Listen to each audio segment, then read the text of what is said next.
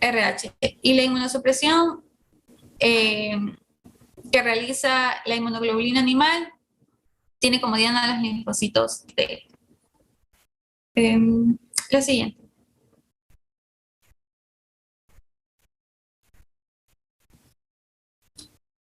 Ya, es.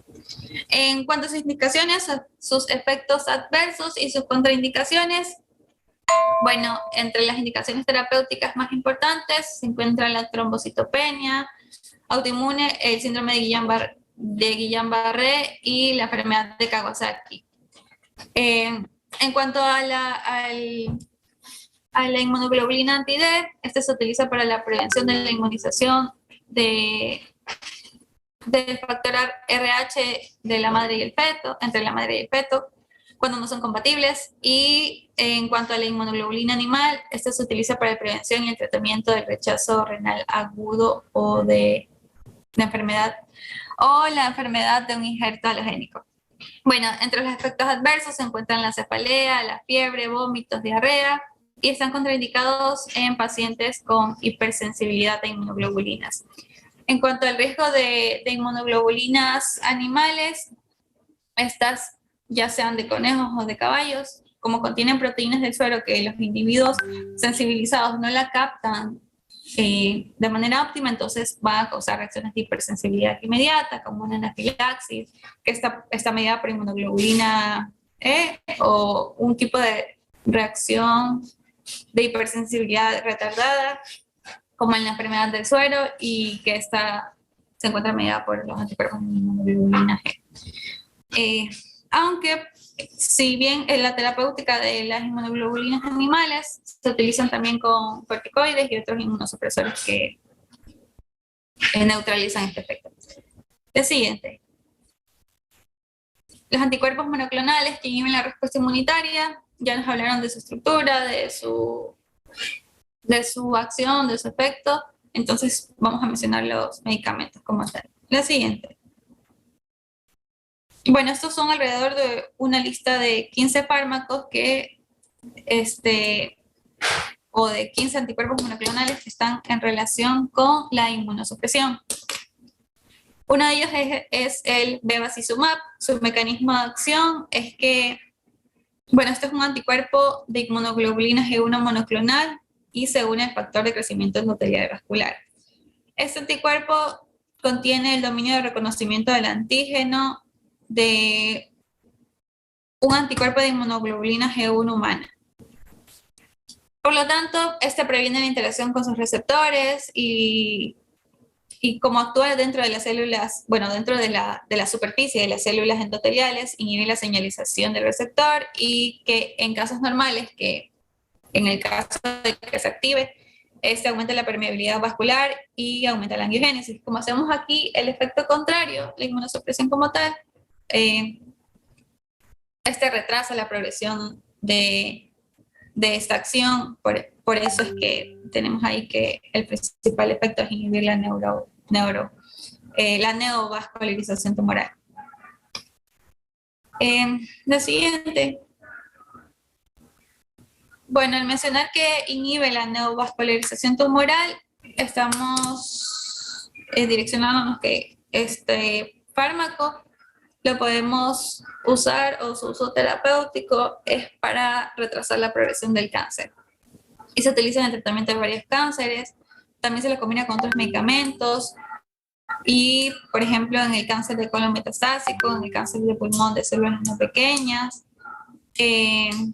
Como repito, se lo combina con otros medicamentos y este aumenta la supervivencia de vida del paciente. Que si bien existen tablas donde nos indican que tal medicamento con tal medicamento tienen alrededor de 5 meses de supervivencia, pero esto va a variar, ¿no? Depende de cada paciente y de cómo va progresando el cáncer. Bueno, también dentro de la terapéutica se combina con quimioterapia en pacientes con cáncer de ovario y cáncer de cuello uterino. También para el tratamiento de carcinomas de células renales combinados con interferón alfa, que ya vimos que dentro de este grupo de inmunomoduladores pero de los inmunomoduladores que activan el sistema inmune. Me falta uno. Bueno, después de que se haya prescrito o haya tenido una terapia previa del glioblastoma, también está aprobado utilizar este medicamento, el bevacizumab. En cuanto a sus efectos adversos, bueno, este causa una amplia gama de efectos adversos, pero todos están relacionados con la hipertensión, con la perforación gastrointestinal y con los eventos tromboembólicos o las hemorragias. Entonces, en los pacientes que tienen un tratamiento terapéutico con este medicamento, es recomendable que se prescriba antihipertensivos. Hola, buenas tardes. El siguiente.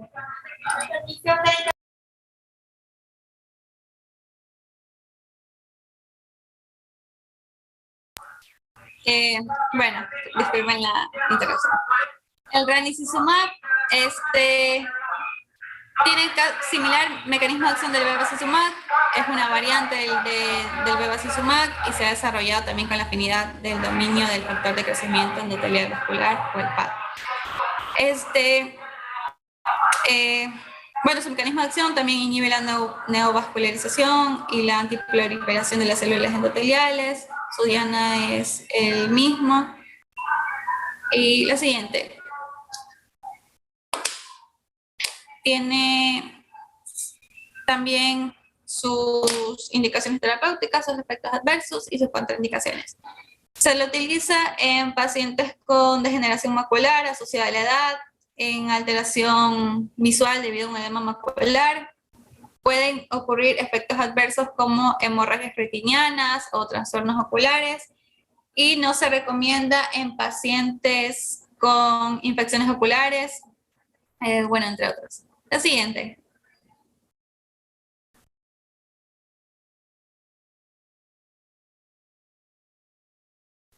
Ya, los anticuerpos antirreceptores de interleuquina 2 o anti-CD25, dentro de este grupo tenemos el bacilizumab, que es un anticuerpo monoclonal del grupo de los anticuerpos monoclonales quiméricos. Nos mencionó Carla que tienen un porcentaje humano y uno animal, y estos se lo utilizan junto con ciclosporinas, también con corticoides, por lo general para el rechazo agudo de órganos en pacientes que reciben trasplantes. Su mecanismo de acción, bueno, este anticuerpo monoclonal es anti-CD25. Este se une con la subunidad alfa del receptor de interleuquina 2 y actúa como un antagonista del receptor, por lo tanto inhibe la activación de los linfocitos T y la proliferación. Esto sin inducir la lisis celular.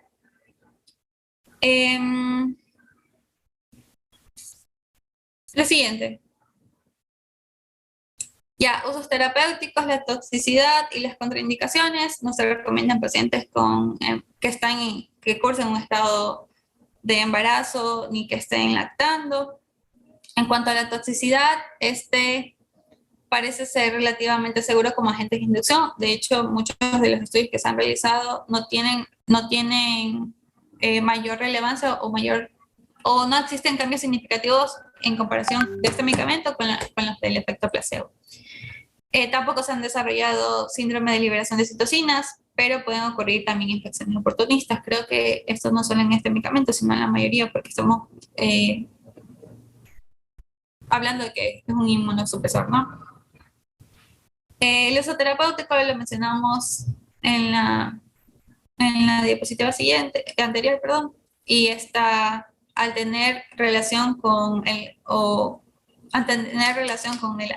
anti-CD25, se utiliza para que se pueda tolerar el trasplante de órganos sólidos. También, si bien nos mencionaba la literatura que está en fase 3 de los pacientes, de la terapéutica para pacientes con esclerosis múltiple, de eso no les puedo confirmar muy bien. pero sí podemos hablar de su tasa de vida media, es alrededor de 7 días y se recomienda una dosis fija antes de la cirugía, desde el día 0 hasta 4 días después, y que esto en los ensayos clínicos se relaciona con una respuesta favorable, ya que se saturó los linfocitos circulantes en relación con los receptores de interleuquina 2. La siguiente. Bueno, aquí pusimos tres fármacos en uno porque estos tienen una diana y un mecanismo de acción similar. El infliximab, el adalimumab y certolizumab. Pegol. Estos son inmunoglobulinas monoclonales y se han desarrollado para el tratamiento de enfermedades inflamatorias crónicas. Mecanismo de acción, los tres son similares, bloquean el factor de crecimiento tumoral alfa que impide su actividad biológica. Su diana es el factor de crecimiento tumoral alfa y se lo prescribe en pacientes con artritis reumatoide, enfermedad de Crohn, colitis ulcerosa, espondilitis anquilosante. Tienen un efecto adverso como infecciones de las vías respiratorias superiores y no se prescriben en pacientes con tuberculosis u otras infecciones graves. También el adalimumab, este es un anticuerpo también monoclonal, pero este pertenece al grupo de estos tres que son completamente humanizados. Y bueno, también es otro producto antifactor de crecimiento tumoral alfa. Bueno, y se prescribe en varias presentaciones como en uso intravenoso. Se ha probado también para la artritis reumatoide, la espondilitis anquilosante, la enfermedad de Crohn, etc. Y el certolizumab pegol, que es un fragmento humanizado que está pegilado o pegilado, es decir, que se une a un polímero y aumenta su vida sérica en el suero. La indicación terapéutica, como mencioné, es la misma, los efectos adversos también están relacionados y no se prescriben pacientes con tuberculosis y otras infecciones graves o en insuficiencia cardíaca. Estos tres grupos de medicamentos se han convertido en los principales también en el tratamiento de la colitis ulcerosa. La siguiente. Bueno, la inhibición de la interleuquina 1. La acción de la interleuquina 1 con aumentos séricos mayores se incrementan en pacientes que tengan una inflamación activa, además de que el origen natural del receptor de interleuquina 1 alfa está en desarrollo y bueno, muy pocos, han sido aprobados para el uso clínico. El canakinumab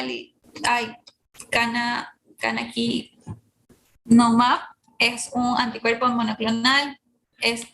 Actúa como interleuquina 1B y es aprobado por la FDA para la artritis juvenil idiopática y está evaluado para el uso en el EPOC. No se prescriben en pacientes con infecciones graves y tienen efectos adversos como infecciones en las vías respiratorias. La siguiente. Bueno, otros antagonistas de la interleucina, este fármaco ya lo conocimos, el tocilizumab. Es dentro del grupo de los anticuerpos monoclonales que se unen o su mecanismo de acción está en relación con la interleuquina 6. Bueno, y se ha demostrado que inhibe la señalización de las interleuquinas 6 o impide la acción proinflamatoria. Su diana es la interleuquina 6, vuelvo y repito. Y su indicación terapéutica es en pacientes con artritis reumatoide, artritis idiopática. Lo vimos en los fármacos de la intervención que hicieron de los fármacos que se utilizan en pacientes con artritis reumatoide o reumáticos.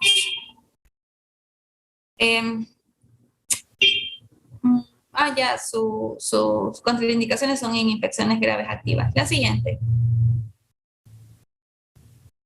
Ya, aquí estamos hablando de otro tipo de mecanismo de acción. El omalizumab es un anticuerpo monoclonal humanizado.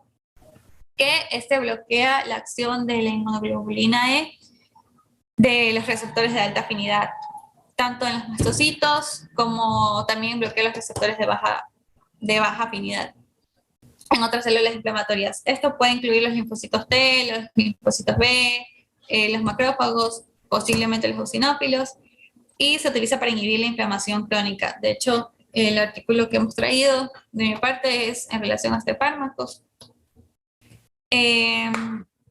Y bueno, también reduce los niveles de inmunoglobulina circulantes. El uso clínico está utilizado para el tratamiento de pacientes con asma, según nos indica la literatura, pero al hablar que produce un efecto inhibidor de inmunoglobulina E, también es indicado en otros tipos de hipersensibilidad. Bueno, en su lo siguiente. Ya, bueno, no todos los pacientes responden a este tipo de medicación y no es el fármaco que se utiliza de primera línea para los tratamientos de hipersensibilidad. Lo vimos en el primer capítulo de la clase, que se utilizan los antihistamínicos, ¿no? No se prescriben pacientes con infecciones graves activas, ni, bueno, y los efectos adversos son las reacciones en el lugar de la inyección, puede provocar también cefaleas o dolor abdominal.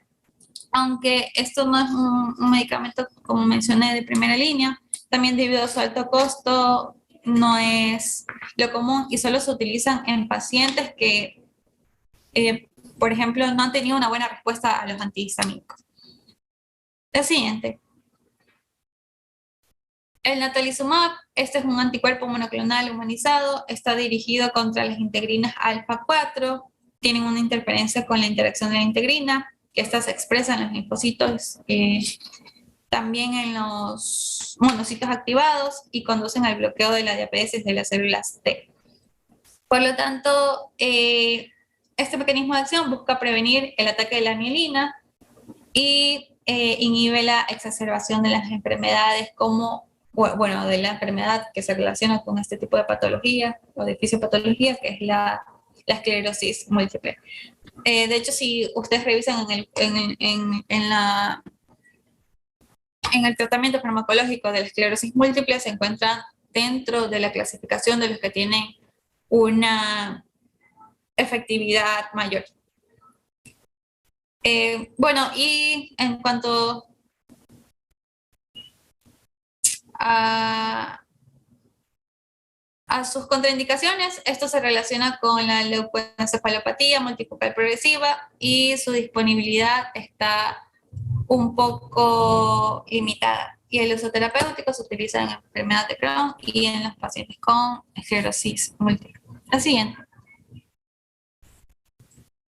Bien, los inhibidores de la glucoproteína 2B y 3A, dentro de este grupo se encuentran los apsizimab y se lo administra en pacientes sometidos a una intervención coronaria. Al hablar de las glucoproteínas 2B y 3A, son unas integrinas que se encuentran en las superficies de las plaquetas. Por lo general sufren transformación de las plaquetas activas y también sirven como el receptor del fibrinógeno y como también intervienen en la cascada de coagulación, tanto en el fibrinógeno como en el factor de von Willebrand. Bueno, este fármaco tiene como célula diana las células endoteliales vasculares y las células de músculo liso. Este anticuerpo se administra en pacientes que están sometidos a una intervención coronaria, ya que, bueno, también se lo utiliza en conjunto con el tratamiento del ácido acetilsalicílico, también con tratamiento de la heparina, y esto como tratamiento profiláctico. De hecho, no sé si recuerdan, cuando estábamos hablando de los AINES, el doctor mencionó que el ácido acetilsalicílico se utiliza más como tratamiento de prevención en infarto de miocardio, y por ende la muerte. ¿Qué más podemos mencionar aquí? Bueno, la tasa de vida media es de aproximadamente 30 minutos, pero el anticuerpo permanece unido a los receptores, entonces va a inhibir la agregación plaquetaria durante un tiempo mayor. Su efecto adverso, el principal, es que puede producir hemorragias, están contraindicados en pacientes con sangrado interno, con accidente cerebrovascular, con pacientes que han cursado con una cirugía menor reciente, que tengan neoplasias intracraneales, aneurismas, malformaciones arteriovenosas, hemorragias, hipertensión grave y trombocitopenia. Eso es todo conmigo. Gracias. La siguiente. Bien.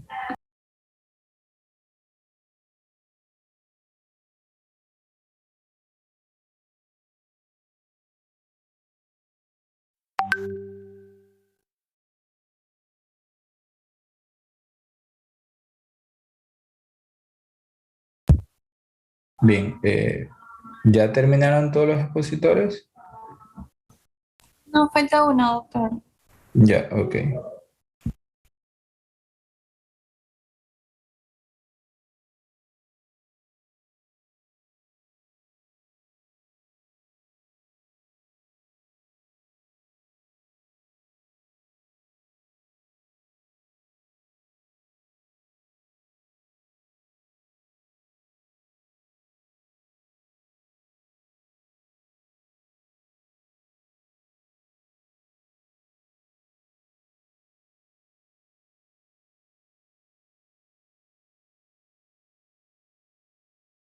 Recording stopped.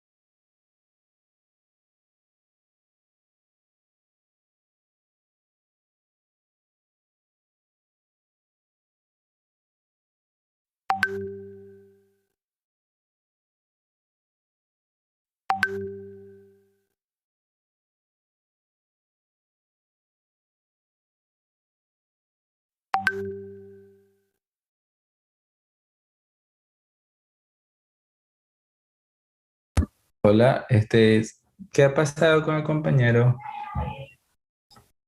Es Omar Zapata, creo que se le fue el internet porque tampoco está en la Ya, sala y no sí, viene él ya lo ahora. emití, vamos. Sí, ya lo emití, vamos a ver. Ojalá pueda.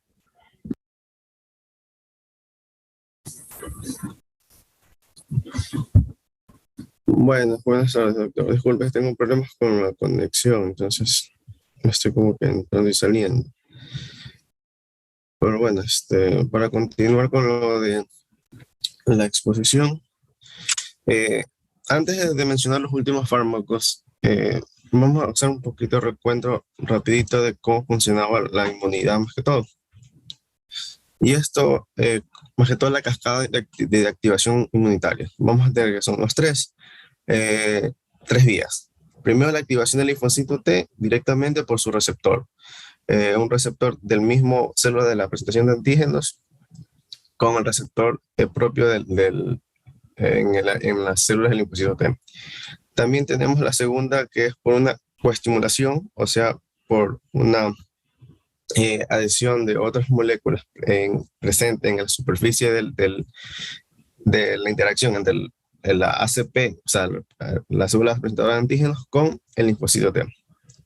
En este caso, por ejemplo, la CD8 y CD86 van a permitir esta adhesión o esta unión también con el linfocito T mediante la incorporación de la CD28. Y por último, mediante una activación del ciclo celular, más que todo con estimulación citoquinas. La siguiente, por favor. Bueno, ahí está el cuadro, realmente cómo son las tres vías, señal 1, señal 2 y señal 3, de lo que estaba hablando. ¿Por qué les mencioné esto? Porque vamos a tener los fármacos, de estos últimos fármacos que van a actuar tanto a nivel 1, a nivel 2 o a señal 3. Por ejemplo, ahí vemos en la célula representación de antígeno, en la señal 1. Vemos cómo tiene su unión con el receptor, el receptor del linfocito T.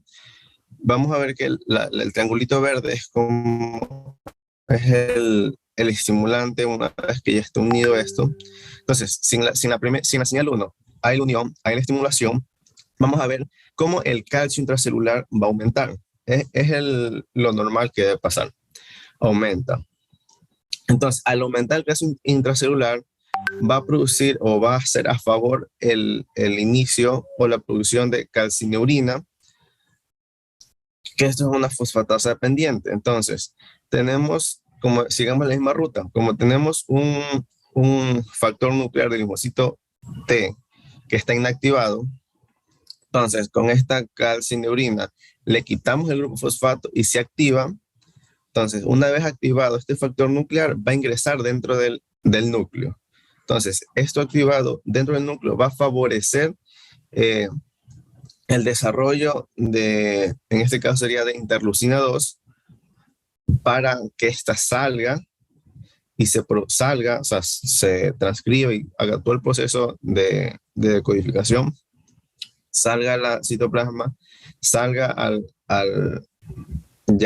torrente sanguíneo y esta interleucina afecte a otras células, o sea, llame a la producción de más células o actúe sobre sí mismo, sobre receptores. Entonces, a nivel 2, la señal 2 también va a seguir la misma ruta. O sea, si hay estimulación por parte de otras uniones que hay de estas células, va a iniciar la misma cascada. Ahora, ya una vez que se formó la interleucina, sale la señal 3, se puede dar en este caso, interleucina producida por otras células o por la misma interleucina creada por la misma célula. Entonces, tenemos estos receptores y se inicia la cascada 3, o sea, la señal 3. Pero esta va a estimular mediante una proteína que es la diana de rapamicina en células de mamíferos, que es la mTOR. Entonces, al estimularse esto, esta señal ingresa también al núcleo y va a favorecer el ciclo celular, o sea que se produzca más células, se haya replicación en esta célula. Ahora, tenemos fármacos a estos niveles. Entonces, como mencionamos, a nivel de la señal 1, vemos cómo tenemos las ciclosporinas y tacrolimus, que van a inhibir, en este caso, a nivel de la calcineurina. Vamos a ver también cómo en la señal 3 vamos a tener como la sirolimus, como ver más adelante, cómo van a permitir que se reduzca la mTOR para que no haya el ciclo celular. La siguiente, por favor. Bueno, entonces quedan, como está mencionado, otras proteínas inhibidoras de respuesta inmunitaria. Sigue, por favor. Entonces, ¿qué se busca con estos fármacos? Más que todo es buscar una inmunosupresión adecuada. Si bien los fármacos anteriores que se mencionó, tanto los monoclonales y los policlonales, son medicamentos fuertes, son medicamentos de acción rápida, más que todo. En cambio, estos medicamentos que vamos a mencionar perdón, todos los anteriores son como que de fase de inducción. En los que hemos mencionado ahorita son medicamentos de fase como que de mantenimiento, o sea, son dosis más pequeñas, eh, son medicamentos un poco más tolerables, y también al ser menos la dosis, vamos a minimizar infecciones y efectos adversos, pero a su vez, al ser una dosis más pequeña, se arma un esquema entre 2 a 4 fármacos que se deben dar al mismo tiempo. Y vamos a dividirlo como en 4 clases. Vamos a tener los que son bloqueadores de receptor y la coestimulación. A esto yo me refiero a los que van directamente interactuando los receptores, o en la fase de estimulación como en el CD28 con el CD80, CD80, CD86 y el CD28. Tenemos los inhibidores de la calcinurina, como ya vimos, porque es importante la calcinurina, los inhibidores del mTOR y los antiproliferativos. Aunque los mTOR y antiproliferativos se pueden clasificar como uno solo, pero los dividí como en 2. La siguiente, por favor.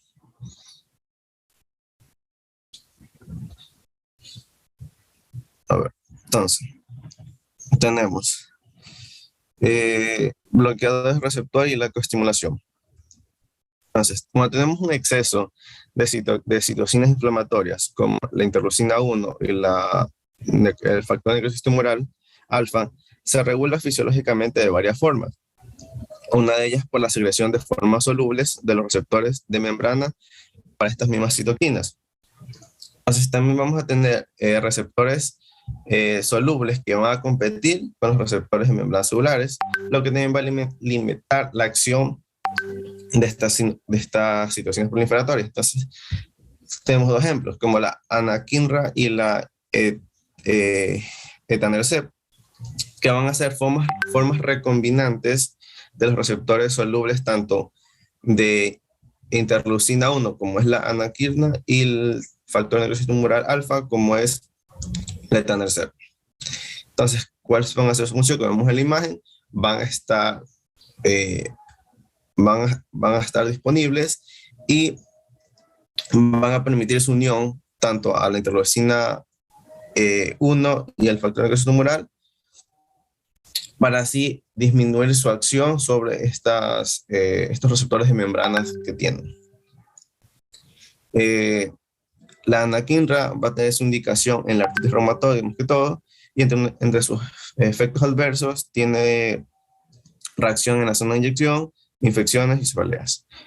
En cambio, en la etanercept también en artritis reumatoides, artritis idiopática juvenil, artritis psoriásicas, espondilitis anquilosante, entre otros. Y también sus efectos adversos van a estar como reacción de zona de inyección, reacción alérgica y desarrollo de anticuerpos, picor y fiebre. La siguiente, por favor. Estos 2 de aquí, tanto el abatacept y el belatacept, van a ser fármacos bloqueadores de la coestimulación.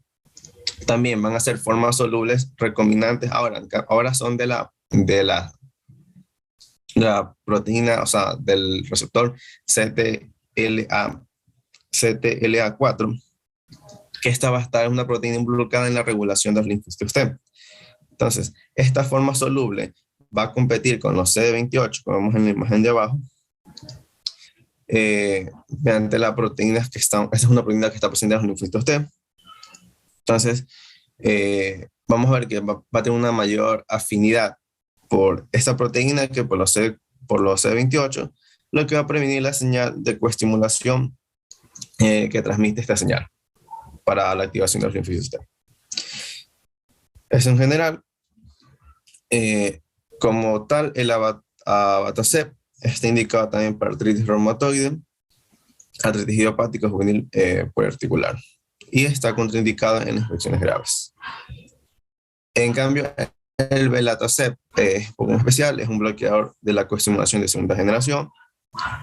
Como mencioné, es una proteína de exclusión recombinante de la CTLA4.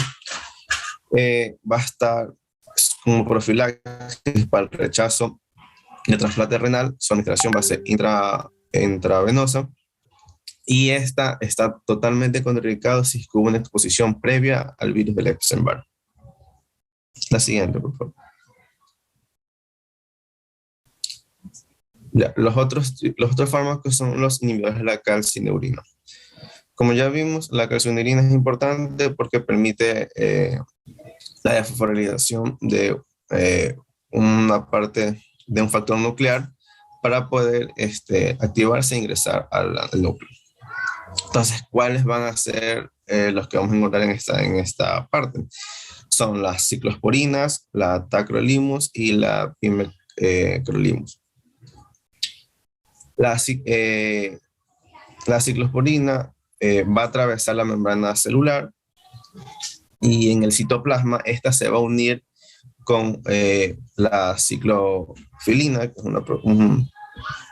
un receptor. Entonces, al formar este complejo de ciclofilina y ciclosporina, se van a unir a la calcineurina y la va a inhibir. Puedes retroceder un poquito a la imagen del cuadro donde está esa parte, por favor.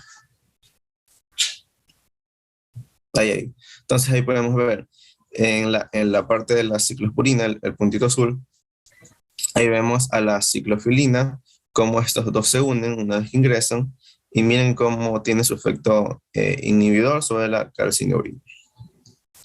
Ahora, los otros dos fármacos, que son el tacrolimus y la pimecrolimus, se van a unir ahora en cambio a otra proteína, que va a ser la proteína citosólica macrofilina 12 o FKBP12, como vemos abajo, y miren, también se forman un complejo, y este complejo se une a la calcineurina y la va a inhibir. Y no se va a producir el resto del ciclo que normalmente debería pasar. Y ahora sí, la diapositiva, por favor. No, la anterior. Ok. Bueno, bloquean la transducción de señal de la vía calciocalcineurina. Ya mencioné dónde se unen. Tienes un mecanismo de acción que va a prevenir la activación del linfocitos T. Su indicación son el trasplante renal, hepático y cardíaco. Y tiene efectos adversos debido a que son muy nefrotóxicos y producen infecciones e insurtismo. Ahora sí, la siguiente. Bueno, aquí están los tres fármacos para mencionar cuál va a ser su efecto, dónde va a actuar. Los tres van a actuar sobre la calcineurina, sus indicaciones. La ciclosporina, más que todo, está en el tratamiento de órganos, enfermedades autoinmunes.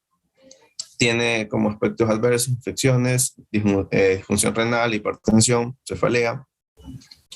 Y su uso concomitante con robustatina o tacrolimus, infecciones, hipertensión y alteración de la función renal. El tacrolimus también va a actuar sobre la calcineurina, su profilaxis sobre el rechazo del trasplante y tratamiento de la dermatitis atópica. En cambio, la pimecrolina es netamente indicación para dermatitis atópica, o sea, leve o moderada. La siguiente. Ahora, los otros clases de medicamentos van a ser los inhibidores de la rapamicina o los de la mTOR. Entonces vamos a tener en este caso la sirolimus. Entonces la sirolimus se va a unir a una proteína citosólica que es la FKBP12 y al tener este complejo de esta proteína más la sirolimus, va a hacer que no se una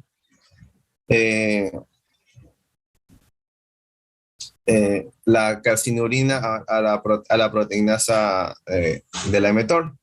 Entonces así inhibe la progresión celular y la inhibe. Como vemos en la imagen, cómo se une. Si ya tenemos un estímulo tanto de la interleucina, en este caso interleucina 2, ingresa la información, y si tenemos la unión de este fármaco con esta proteína citosólica específica, va a estimular negativamente a la mTOR para que no siga su estimulación al núcleo y así produzca el ciclo celular que se buscaba en sí.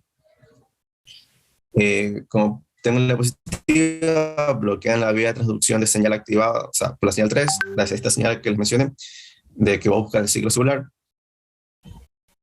va a detener el proceso del ciclo celular y la proliferación del linfocitos T, y su mecanismo de acción previene la activación del linfocitos T. La siguiente. Y por último, los últimos 4 medicamentos son los antiproliferativos, que son la azatioprina, la micofelonato, la metotrexato y la leflunomida.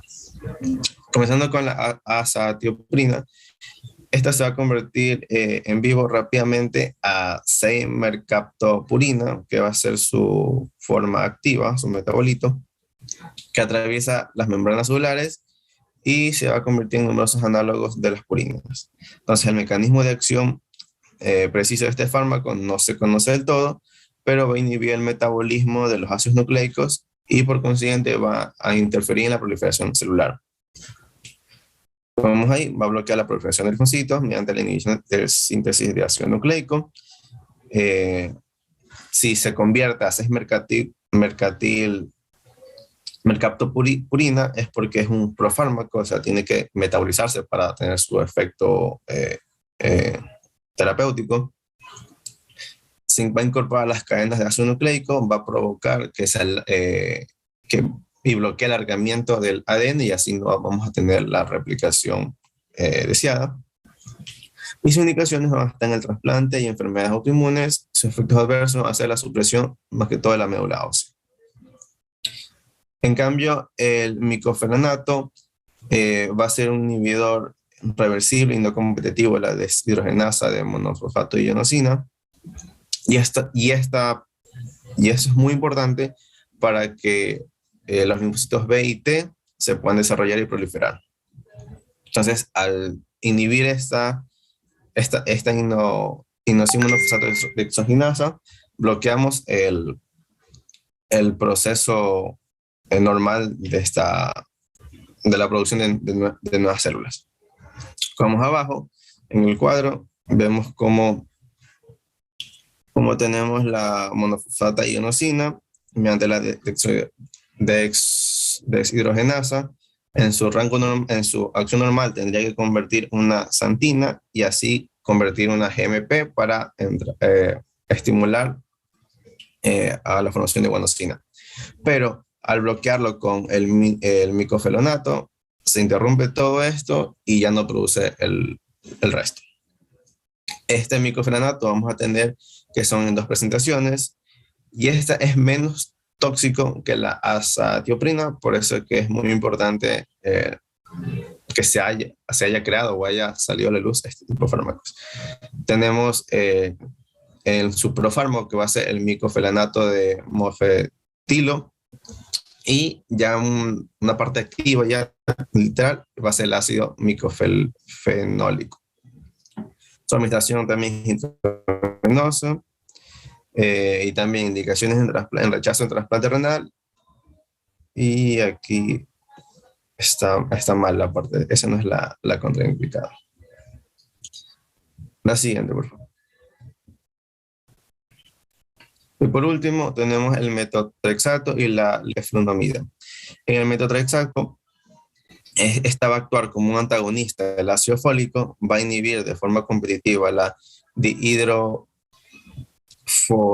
reductasa, por lo que es capaz de inhibir la síntesis de ADN y por lo tanto la proliferación. Sin embargo, su acción es más amplia y compleja, ya que también es capaz de inhibir otras enzimas que intervienen en el metabolismo de los folatos, produciendo un aumento de la adenosina, y asimismo también puede inhibir la quimiotaxis celular y las acciones de diversas citocinas. Va a estar indicada para artritis reumatoides, para la psoriasis, todo, y sus efectos adversos van a ser trastornos gastrointestinales. Y por último, la leflunomida, esta va a inhibir ahora la oratato deshidrogenasa, una enzima implicada en la síntesis de las pirimidinas, lo que va a disminuir la síntesis de ácido nucleico y por consiguiente también va a bloquear la proliferación celular. En concentraciones elevadas, el metabolito activo de la leflunomida también va a inhibir la activación de la proteína tirosineasa del linfocito T. Vamos a ver que tiene sus indicaciones en la artritis reumatoide activa y sus efectos adversos va a ser leucopenia y reacciones alérgicas. La siguiente. Y por último, está un cuadro de estos últimos medicamentos. En resumido, lo que he mencionado, dónde va a ser su acción, qué es lo que hace, dónde está indicado y dónde está contraindicado. Por ejemplo, en la metotrexato, vamos a ver que va a actuar sobre la dihidrofolato reductasa, va a estar indicado en la artritis reumatoide, en la psoriasis, en la artritis idiopática juvenil. Como les mencioné, tiene sus efectos adversos contra los trastornos gastrointestinales porque aumenta aumento de transaminasas hepáticos, fosfatasa alcalina y bilirrubina.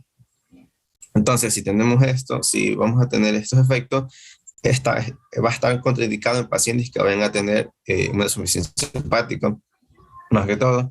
Entonces, antes de administrar estos medicamentos, hay que ver sus contraindicaciones y ver si el paciente no tiene unas comorbilidades que vayan a afectar más aún su enfermedad. Muchísimas gracias.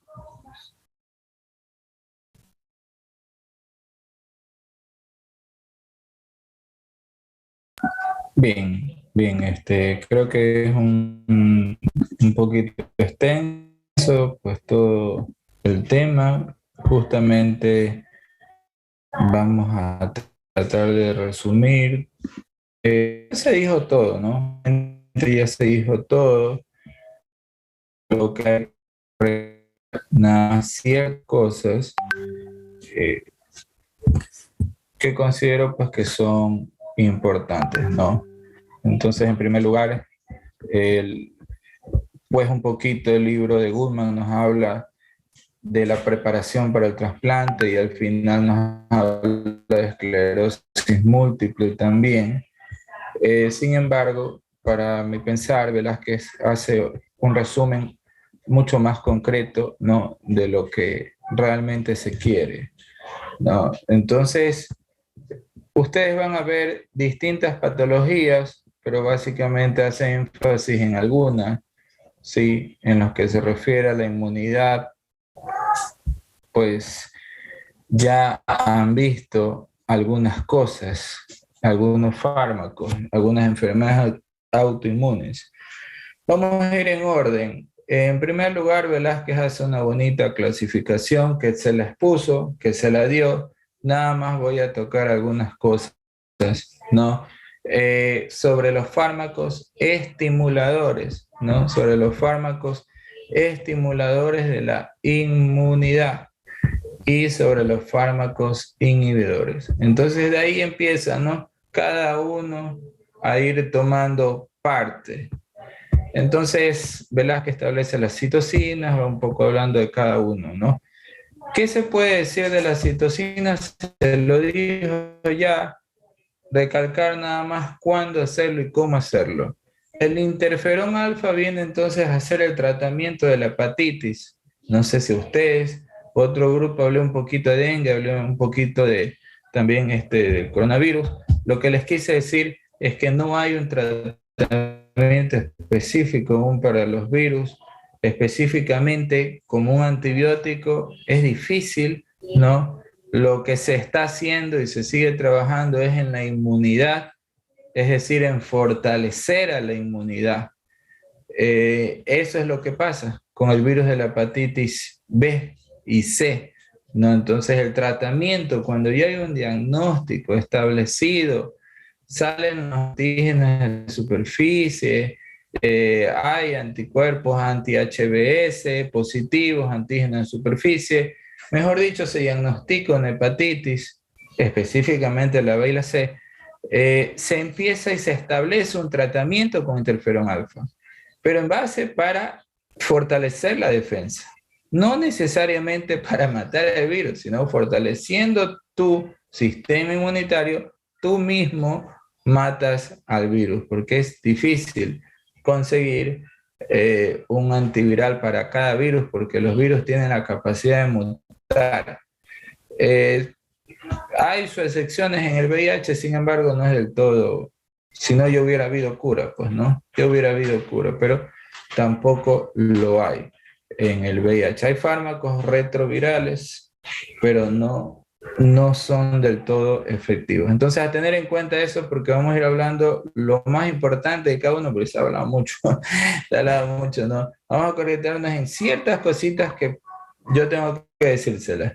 El interferón alfa, tratamiento en diagnóstico de hepatitis B y C. ¿Cómo es el diagnóstico? Pues ya lo saben, con antígeno de superficie y los anticuerpos anti-HB, ¿no? Entonces, pero B grande, no B pequeño.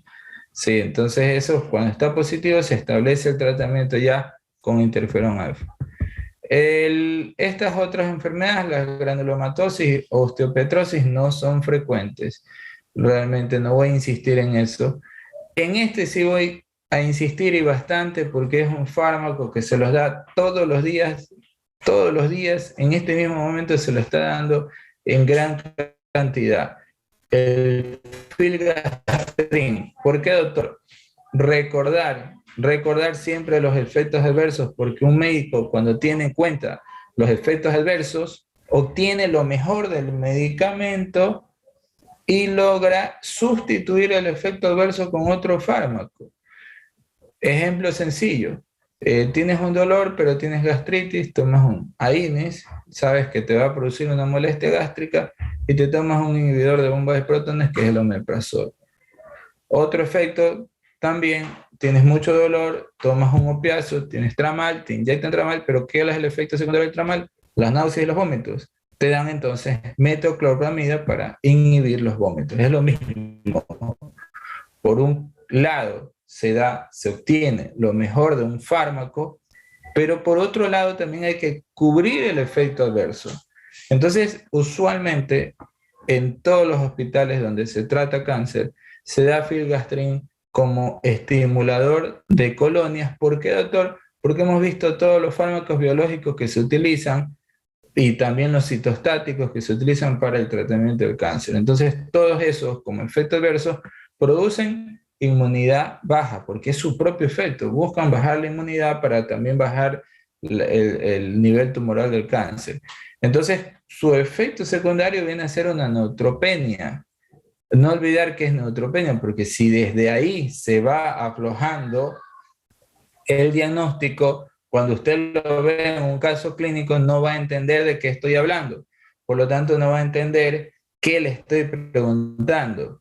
Neutropenia, disminución de los glóbulos blancos. No olvidar que glóbulos blancos, granulocitos, agranulocitos, granulocitos, neutrófilos, eosinófilos y basófilos, y agranulocitos, linfocitos y monocitos. Cuando bajan los neutrófilos, eso se llama neutropenia. Cuando bajan los glóbulos blancos, en total, leucopenia. Cuando bajan las plaquetopenias. Cuando bajan los glóbulos rojos, es anemia. Sí, entonces, en todas las... Y hemia es el término sangre, no olvidar eso. Tampoco olvidar el valor normal de los leucocitos, porque por ahí también puede venir alguna pregunta de 5.000 a 9.000 leucocitos, eso es lo normal. Cuando hay menos de eso es leucopenia. Y no olvidar pues que los neutrófilos son los estrellas, son del 50 al 70%, cuando hay menos porcentaje del 50%, pues tienden ya a ser una neutropenia. ¿Qué entonces sucede? El oncólogo, porque esto tampoco es algo que lo dan así nomás, nadie lo da así nomás, el interferón alfa tampoco lo dan así nomás, lo dan los especialistas en estas áreas, en infectólogos, en el caso del interferón alfa que esté tratando una hepatitis, el oncólogo clínico, ¿no? Porque hay que diferenciar el oncólogo cirujano, que es parte de mi orientación, y el oncólogo clínico, que es el internista que hace oncología, ¿no? Entonces son dos cosas distintas. El uno opera, el otro prescribe la quimioterapia, por así decirlo, ¿no? Entonces, el filgastrin lo prescribe el oncólogo clínico en conjunto del tratamiento quimioterápico. Puede ser a bases también de ciclosporina, acetropina.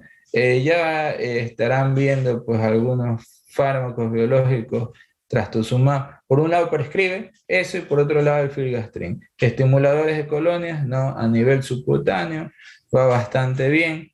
Lunes, miércoles, viernes o una vez por la semana. Dependiendo, eso depende un poco de la dosis respuesta. ¿Qué tan elevado esté el tratamiento quimioterápico? Pues hay que dar mayores estimulantes de colonias. Sí, entonces eso a tenerlo en cuenta, porque es un fármaco que se prescribe mucho, ¿no? Bien, vamos por ahí bajando un poquito. Dentro de la esclerosis múltiple es una enfermedad realmente no muy frecuente, produce desmielinización. Se puede dar este tipo de tratamiento también con interferones.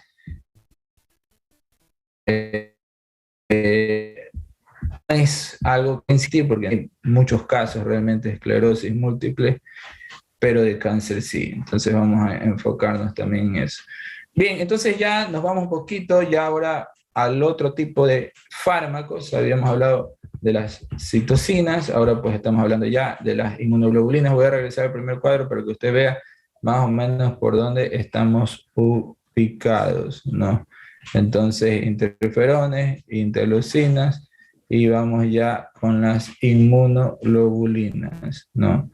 Inmunoproteínas, antihistamínicas, ya. Entonces aquí nos vamos a las inmunoglobulinas. Entonces, estamos por acá abajo. ¿Qué hay que tener en cuenta en las inmunoglobulinas? Pues tal como lo dice acá y su compañera lo explicó, te puso una fotito de estos animalitos, ¿no? Entonces, tener en cuenta a la rabia, ¿no? No es algo muy frecuente, realmente es algo esporádico, es algo que se está logrando cada vez más la erradicación, pero cuando hay una duda diagnóstico, por eso me gusta esta explicación, en las indicaciones ponen prevención / tratamiento, porque puede ser ante una duda diagnóstica o ya como un tratamiento. Y les decía a los otros compañeros que las inmunoglobulinas son una especie de vacunas atrasadas. ¿Sí? En alguien que no sabe si está vacunado o no, o tal vez ha pasado ya mucho tiempo desde la última vacuna. Ahora me estoy refiriendo a la hepatitis B. Se dan cuenta que pues están aquí las inmunoglobulinas antirrábica, antitetánica, antihepatitis. ¿Por qué son vacunas que recomiendan poner cada 10 años y van perdiendo su efecto con el paso? Doctor, disculpen. Sí, Es que no se le escucha bien, se escucha muy entrecortado. se está recortando. Sí, Ya, a ver, demasiado, doctor. más para acá. A ver, si ya no funciona, ya ahí me tendré que ir a otro lugar. Ya, entonces estaba diciéndoles, pues chicos, volviendo al tema de las inmunoglobulinas, que tiene que usted tener en cuenta que el paciente tiene que decirle que tiene que saber si ha sido o no ha sido vacunado, ¿no? Porque a mayor pase del tiempo, pasan 10 años de la última vacuna, hay menor cantidad de anticuerpos, probablemente tenga más susceptibilidad a sufrir la enfermedad. Entonces, estaba hablando un poquito de una persona de 56 años, supongamos, que se hinca, ¿no? Se hinca con un clavo oxidado y no sabe si ha sido vacunado o lo vacunaron desde niño. Nunca tuvo un refuerzo de la DT, que es la difteria y tétanos, por ejemplo. Entonces, aquí estás hablando de la antitetánica. Entonces, un paciente candidato candidato probablemente a recibir inmunoglobulinas, no necesariamente como tratamiento, puede ser de un modo preventivo, ¿no? O a su vez, un paciente que es mordido por un perro, no sabe si el perro ha sido vacunado, ¿no? Entonces es un paciente que va a estar en observación, pero a las primeras manifestaciones del perro, si el perro tiene rabia, va a tener el paciente que recibir estas inmunoglobulinas. Un caso ubicado en nuestro medio, vamos a hacerlo así, que será, usted cuando vaya al internado tiene que tener el refuerzo de la DT y de la hepatitis B.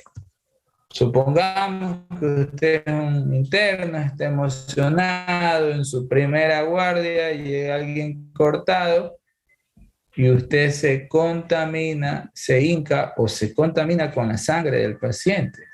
Y usted no sabe si el paciente tiene hepatitis B o no tiene. ¿Qué tiene que hacer en ese momento? Bueno, en ese momento, en primer lugar, hacerle la prueba al paciente. Tiene que hablar con el paciente, explicarle al paciente, le va a tocar hacer una prueba de hepatitis B al paciente. El paciente sí tenga hepatitis B. Entonces usted se acaba de contaminar con la sangre del paciente y no le hizo caso al doctor Ulloa, que antes del internado tenía que haberse puesto la DT, que es la difteria y tétanos, y la de la hepatitis B. Y cada 10 años, más aún si van a ejercer medicina, pues siempre tienen que estar pendientes esas 3 vacunas. Pero la DT viene junta y la hepatitis B también cada 10 años, porque estamos expuestos como médicos a saliva, fluidos, todo este tipo de cosas de pacientes, ¿no? Entonces hay que estar vacunados. Supongamos que el paciente ¡tac!, le sale positivo y usted justo en su primer día está emocionado, no se puso la vacuna, ¿qué va a tocar hacer? Inmunoglobulina para la hepatitis B, pero no es fácil, ¿ah? No es fácil conseguir estos tratamientos, son caros. Y hacerle entender al médico del hospital que se lo dé también va a estar difícil. Hay cierto hermetismo a veces y la gente no se compadece o no sigue los protocolos internacionales, pero eso debería hacerse.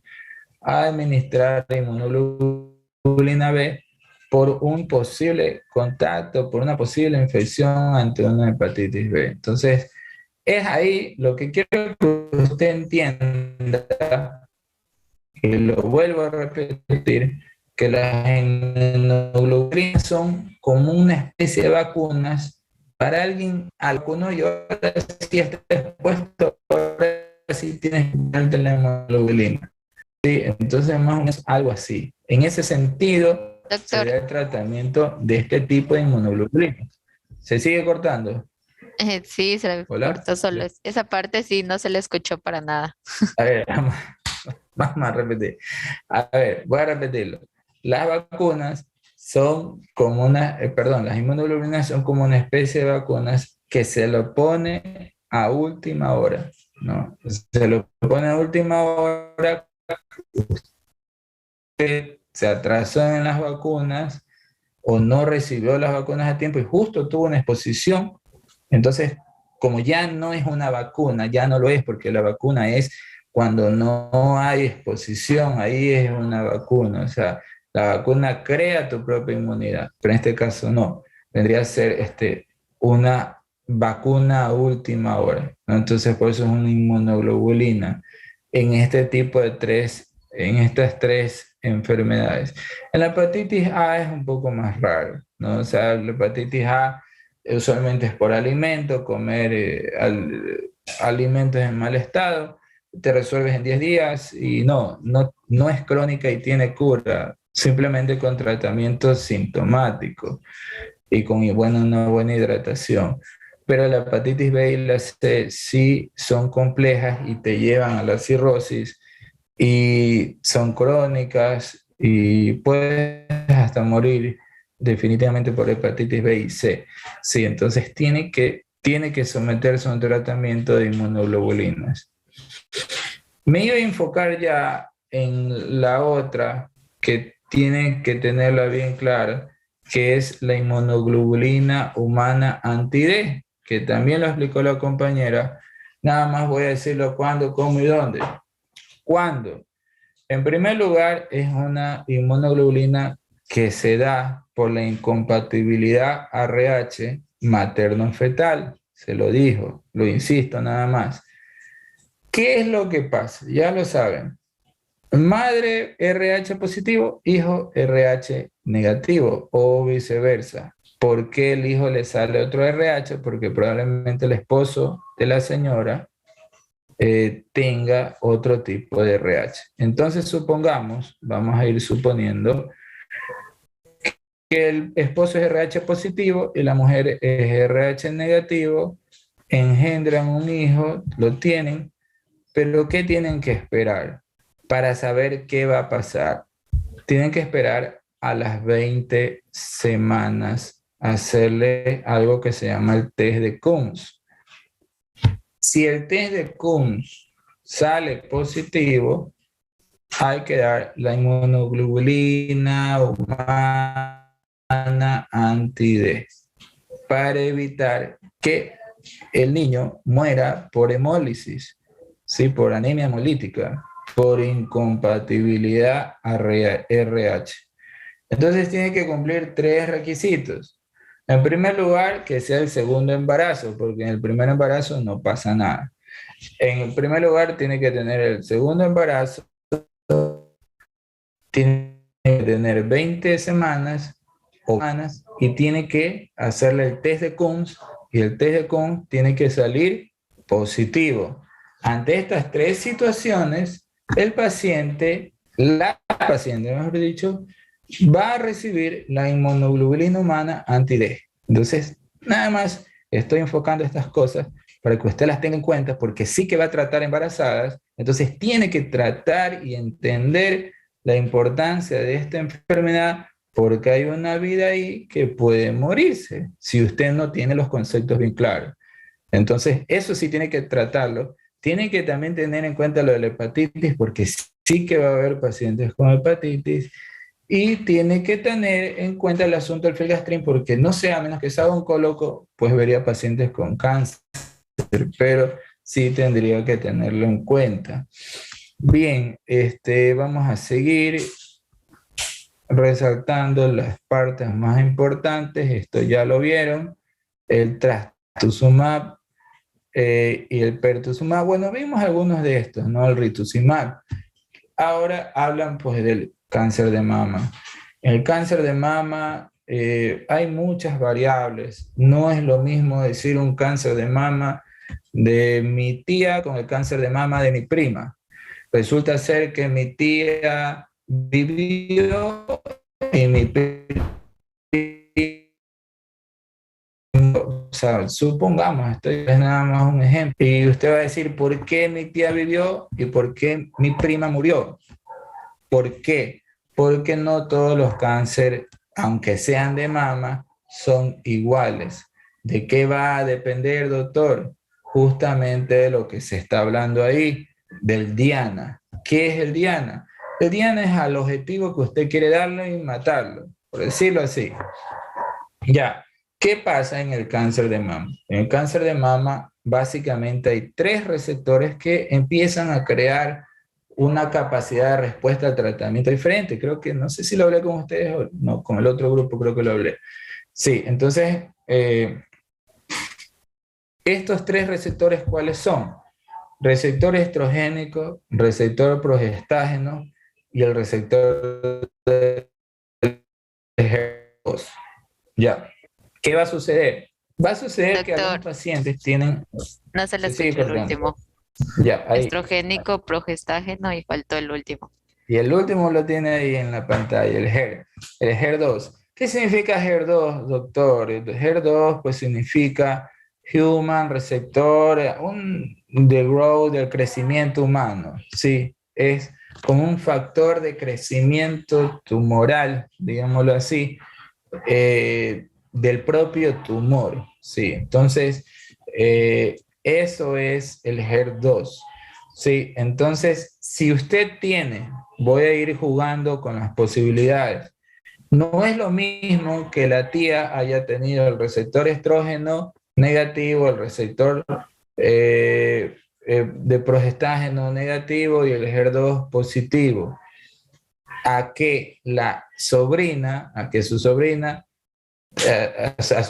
su prima tenga el HER2 negativo, el receptor estrógeno positivo, negativo y el receptor progestágeno negativo. Es decir, que su prima tuvo todos los receptores negativos y su tía sí tuvo el HER2 positivo. ¿A dónde los quiero llevar? Los quiero llevar que mientras haya un receptor, va a haber la posibilidad de un tratamiento. Si no hay ningún receptor positivo, no hay ningún tratamiento que se le pueda dar que sea altamente eficaz. Y es un paciente de mal pronóstico. ¿Qué les quiero decir? Si tiene el HER2 positivo, existe la posibilidad de tratarlo y de que el paciente pueda tener una respuesta terapéutica, tal vez parcial, tal vez completa, igual donde no alcanza el médico internista, ahí sí llega el cirujano. Entonces, después que el internista se mató dando estos anticuerpos monoclonales y quimioterapia y no logró desaparecer el tumor, viene el cirujano pues y sí saca el tumor y con los ganglios que estén infectados de cáncer o no. Entonces, eso es lo que pasa, pero se logra una mejor respuesta. Si alguien tiene todos los receptores negativos, no va a haber tratamiento que darle y solo le va a tocar operar y a veces el tumor ya va a estar muy avanzado y es más difícil tratar un tumor así tan avanzado. Ahí sí ni el internista ni el cirujano y el paciente tiene alta probabilidad de morir. Entonces, ¿qué es lo que les quiero decir? Que no todos los cánceres de mama son iguales, que dependen de los receptores que tengan positivos, y si tienen el HER2 positivo, hay una posibilidad de dar estos anticuerpos monoclonales, ¿no? Entonces el de primera elección va a ser el trastuzumab, cuando ya hay metástasis va a ser el pertuzumab. No olvidar que es la metástasis, es la invasión de las células cancerígenas a otra parte distinta del tumor inicial. O sea, si el tumor empezó en la mama, puede ser que esas células cancerígenas viajen hacia lo que se conoce como pleura, no olvidar la pleura parietal, pleura visceral, y empiezan a producir derrames pleurales, metástasis pulmonares, fibrosis pulmonar, y la paciente muere por insuficiencia respiratoria, por la invasión respiratoria que hicieron las células tumorales en la mama, se fueron al pulmón. También pueden irse al cerebro, a los huesos, al hígado, en fin, eso es una metástasis. Entonces, ¿para qué les explico eso? Para que usted entienda, porque les puedo poner algún caso clínico y usted tiene que entender lo que le estoy explicando, porque si le pongo un paciente que no tiene metástasis, ¿cuál va a dar? Trastuzumab. Y si les pongo el paciente de un caso que tiene metástasis, ¿cuál va a dar? Pertuzumab. Los tiene ahí, por favor, se los estoy explicando. No van a decir que no les expliqué. A ver, cefutuximab, y entonces empiezan a hablar un poco de los cánceres, ¿no? Todos terminan siendo objetivos, ayudan, pero ya les digo, el que los termina sacando y diciendo, a ver, esta parte ya no sirve y los terminan poniendo en otro lado, los termina haciendo el cirujano. O sea, todo esto, anticuerpos monoclonales, sirven, pero no son del todo una cura. Hay que operarlos. Bueno, el problema es cuando ya está esta palabrita que dice ahí, metástasis. Entonces, porque ya no es un cáncer operable, porque de nada sirve que saques el cáncer del colon, por decirte, si ya no solo está en el colon. El cáncer del colon migra altamente al hígado.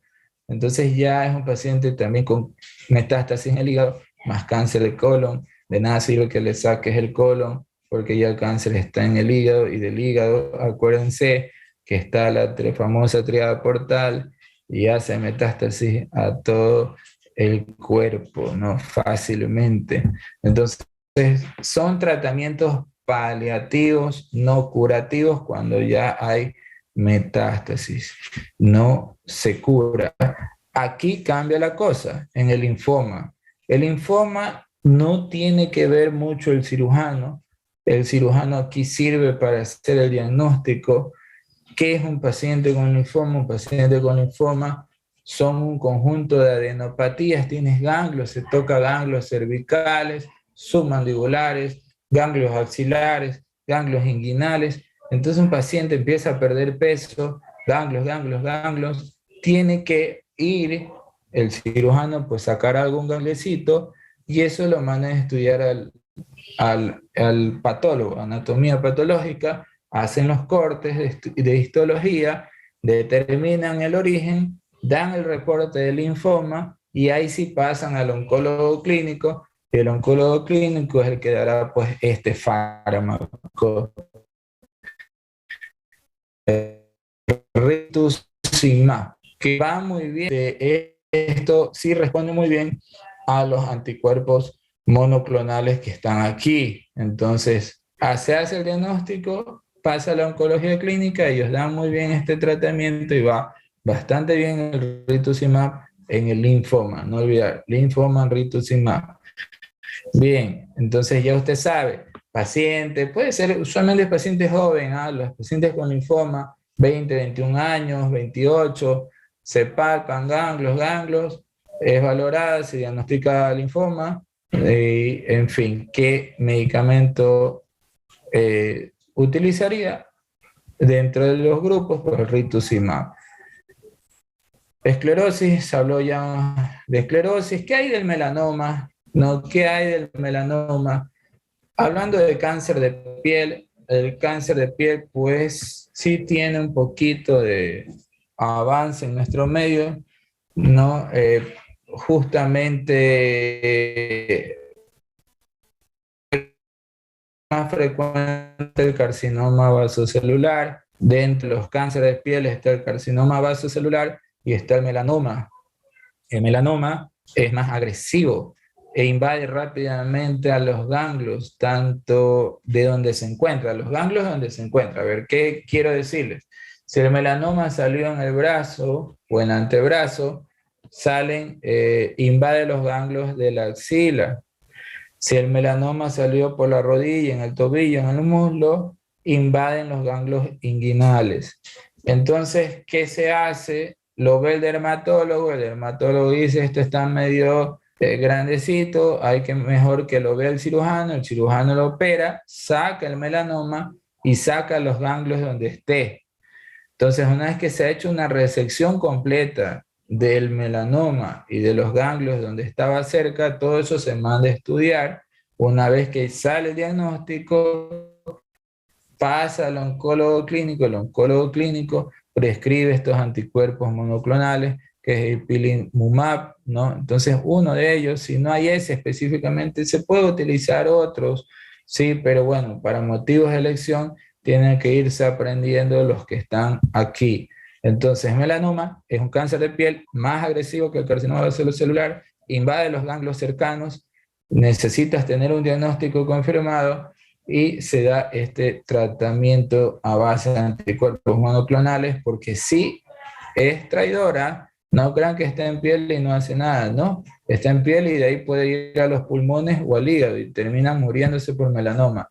Entonces, todas esas pacientes que ustedes vean como un lunar que ha crecido mucho, que está bien feo, que parece un volcán, ¿no? Que parece como, no sé, toman unos lunares que crecen muy rápido, se hacen feos, tienen que derivarlos, ¿sí? Tienen para hacer una resección y eso mandarlo a estudiar, porque puede ser un cáncer de piel, sea vasocelular o melanoma, que es más agresivo y sí se puede morir.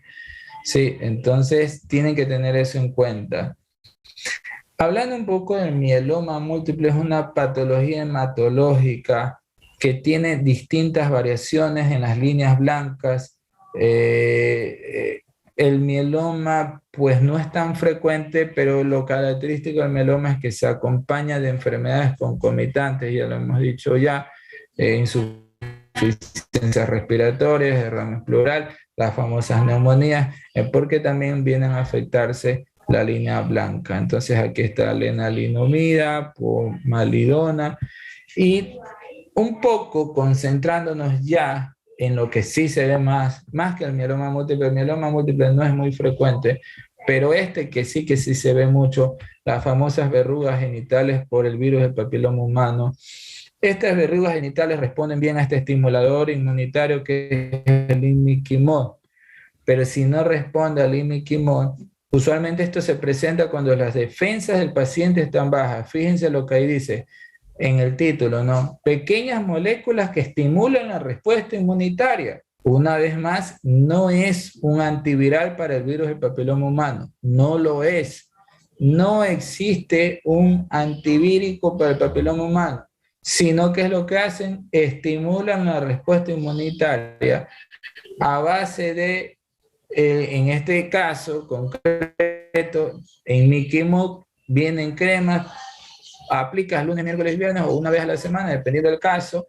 Si no hay respuesta, tiene que haber una exéresis, no del genital de la parte, pues específicamente de la verruga, ¿no? Exéresis, cortar, nomás cortar y quemar, sacar, cauterizar, porque esto se reproduce, ¿no? Entonces es una circunstancia bastante laboriosa, o sea, si se vuelven grandes, terminas pues siendo candidata a cirugía ya en quirófano, ¿no? Hay perianales, pequeños carcinomas, pues bueno, el imiquimod va bastante bien. Como no responde, hay que operar, hay que realizar la exéresis de estas. A ver, ahí se me fue el internet, ahí vino. Ya, no se han perdido nada, no se han perdido nada. A ver, ya, ahí está. El Babasi, bien, vamos a seguir con esto. Se lo dijo, lo explicó ya el compañero. Recordar que los que estaban arriba, ¿no? Hablaban de metastásicos, el bevacizumab no habla de metastásicos, entender esas dos partes porque son diferentes en el cáncer de colon, no es cáncer de colon con metástasis, sin metástasis. Doctor, ahí no se le escuchó. El famoso, pues también tenemos el glioblastoma. Sí, o sea, aquí hace énfasis Velázquez, les decía, pero no incluye la palabra metastásico, ¿sí? Entonces, tiene que entender que es diferente el anticuerpo monoclonal en cuando hay metástasis, que aquí sí lo incluye, en el cetuximab, cáncer de colon metastásico. Entonces, tiene que entender el cuadro clínico si tiene o no tiene metástasis. Porque si tiene metástasis, va el cetuximab. Si no tiene metástasis, tiene que regresar al bevacizumab. ¿Sí? Bien, eso quería que lo entiendan, ¿no? Bueno, parte del glioblastoma multiforme, eso es más raro. El pulmón no microcítico son cánceres, ¿ah? Sí, el cáncer no microcítico y el glioblastoma multiforme son un poco más raros. Creo que si les pondría un caso sería el de cáncer de colon, que es más frecuente. Sí, y se los he explicado. No olvidar, el cáncer de colon siempre es un paciente con constipación. No puede hacer la caca, no puede defecar, ya no se sientan ofendidos. No puede defecar, sí, pérdida de peso, no, y un poco de hiporexia, es decir, disminución del apetito, pérdida de peso, no puede defecar. A veces cursa un poquito con rectorragia, ¿no? Pero no siempre, ¿no? Entonces esa es la característica de un cáncer de colon, el cuadro clínico.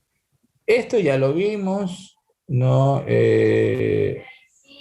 Artritis reumatoide, infliximab. Bien, artritis reumatoide. Esto es interesante, diagnosticar un asma. ¿Cómo usted diagnostica un asma a base de la inmunoglobulina E? La inmunoglobulina E usted la pide en sangre y la pide en hisopado de la nariz. Entonces va a salir títulos altos de la inmunoglobulina E. Si lo normal es de 40, va a salir hasta 300. Si lo normal es de 80, va a salir hasta 300. Igual cuando es así, yo estoy poniendo, le digo porque ya tengo pues por ahí armadas algunas preguntas, igual les pongo al lado, no vayan a creer que los voy a hacer asustar, porque si estuvieran viendo semiología tal vez o clínica conmigo, pero sí les pongo entre paréntesis, está elevado, ¿no? Como para que usted lo tenga en cuenta, está elevado. O sea, no tiene que saberse de ley todos los valores, pero sí tiene que saber qué hacer si está elevado. Entonces, si la inmunoglobulina E y tiene el famoso cuadro de tos seca, por ahí rinorrea, y tos seca cuando corre, tos seca en las noches, es un cuadro característico de asma, ¿no? No, entonces, si está la inmunoglobulina E aumentada, pues esta es una alternativa para el tratamiento de antiinmunoglobulina E. ¿Qué es lo que hace? Nada más bajarle las defensas, bajarle la inmunoglobulina E, que es un poquito el asma, el aumento de estas inmunoglobulinas, ¿no? Entonces, omalizumab se la indica, pero usted la deja de dar y vuelve a subir la inmunoglobulina E. O sea, tampoco es que es una gran cura, porque realmente para esta enfermedad no hay cura, ¿no? Entonces, dentro de la osteoporosis, sí se ve osteoporosis, no vaya a creer que no le quiero explicar el denosumab, sino que la osteoporosis va bastante bien con lo que es la vitamina D y el olendronato, ¿sí? Cuando es una osteoporosis grave, pues tiene que dar el denosumab.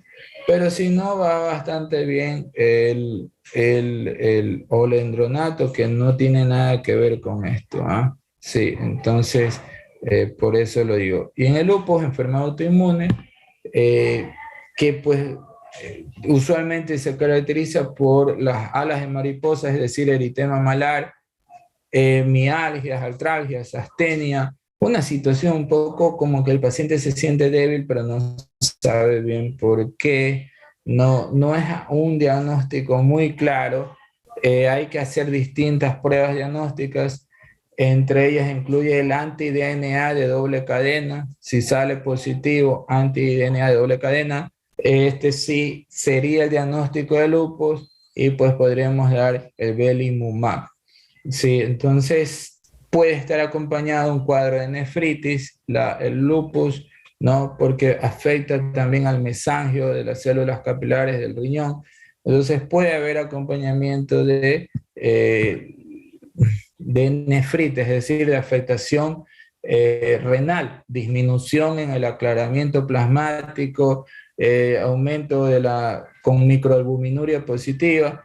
Puede haber ya les digo, empiezo de insuficiencia renal, a ver si así me lo entienden, un inicio de insuficiencia renal, entonces es algo que te orienta, mujer joven, entre 20 y 35 el año de debut de estas enfermedades catastróficas realmente, porque ninguna tiene cura. Sí, con sus compañeros les explicaba un poquito esto también. Bueno, la colitis ulcerosa, enfermedad de Crohn, son patologías inmunológicas también que afectan al trato digestivo, megacolon tóxico, hemorragias digestivas. Hay pues características definitivamente que los ayudan a diferenciar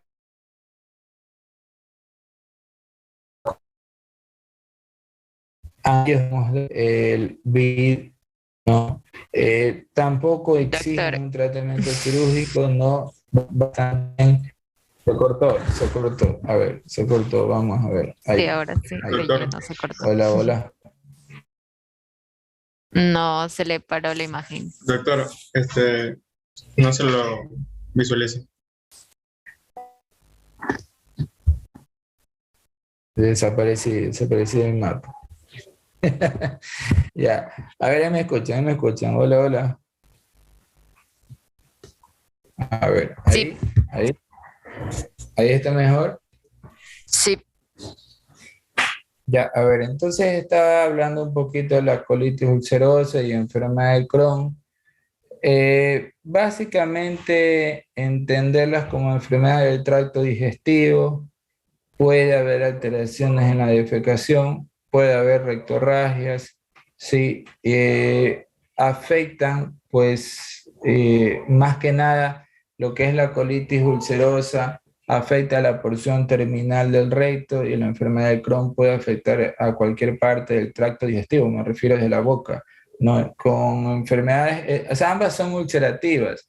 Lo que pasa es que la enfermedad de Crohn puede afectar mayormente al tracto digestivo y la colitis ulcerosa, como dice su nombre, colitis, hace más énfasis en la parte terminal del colon. No les voy a poner un cuadro clínico diferencial entre las dos. Nada más quiero que tengan en cuenta que cualquiera de las dos pues, va a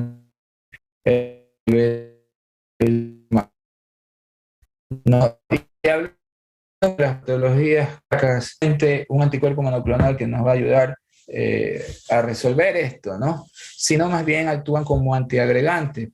A ver, les resumo. Paciente con dolor de pecho que ha sufrido un infarto, tienen que hacer ante una sospecha, ante un diagnóstico de infarto, hay que producir una revascularización sanguínea. La revascularización sanguínea lo hace el cardiólogo intervencionista en una sala de imágenes, más o menos así, una especie de quirófano, a veces lo hacen en quirófano, introducen un catéter por la vena femoral, por la arteria femoral y avanzan hasta las coronarias. Sí, usted sabe que todo eso se conecta, ¿no? Avanzan por la femoral, llega hasta la ilíaca primitiva llega pues hasta la aorta, abdominal, torácica y llega pues en sí llega a las ramas iniciales de la aorta que son las dos coronarias. Sí, y entonces con el catéter, el famoso cateterismo, liberan los trombos de las coronarias. Pero ¿qué pasa? Como exige todo esto una manipulación, hay rupturas de los vasos sanguíneos, como hay ruptura de los vasos sanguíneos, hay riesgo de agregación plaquetaria y que todo el trabajo que está haciendo el cardiólogo se echa al piso y se quede obstruido, ¿no? Entonces, ante ese riesgo de agregación plaquetaria, se va muy bien el abscissumab. Sí, entonces ese pues sería la indicación, por eso dice intervención coronaria.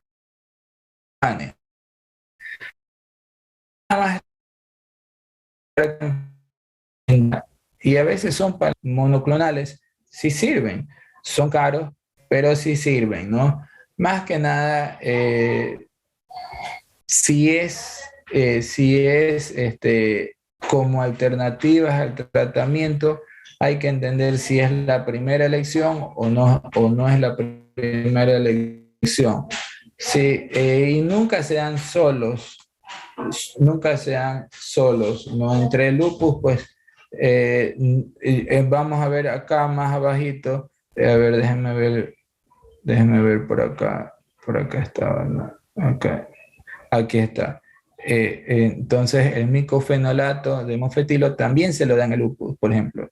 Entonces, nunca son los únicos, ni tienen una sola indicación, sino que sirven, tener en cuenta que sirven, pero no son los únicos, porque pues al final usted ve que se parecen y buscan el mismo efecto, ¿no? Esto ya vimos, no voy a hacer énfasis en el Eternecet ni la Kinra, porque ya los acabamos de ver ahora poco en artritis, la ciclosporina, todo esto ya vimos, el sirolimus, micofenolato, metrotexato, acetropina, todo esto, leflunomida, todo esto ya vimos. Entonces, chicos, vamos con clínicos, por favor. Pero para efectos de elección, vamos a tomar las indicaciones que están ahí. Entonces, eso sí, no se olviden. Sí, vamos a tomar las indicaciones. ¿Puede repetir, por favor?